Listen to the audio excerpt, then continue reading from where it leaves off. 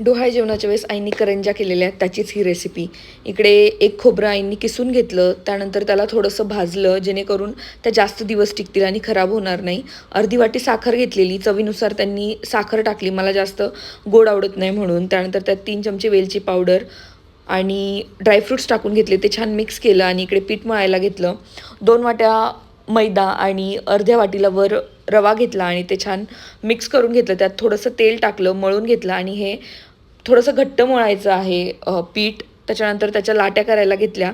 ते लाटून त्याच्यामध्ये सारण भरलं आणि सारण भरताना त्याच्या साईडने पाणी लावलं ते चिटकवण्यासाठी आणि त्याचा जो चमचा भेटतो त्याच्याने ते छान कट करून घेतलं.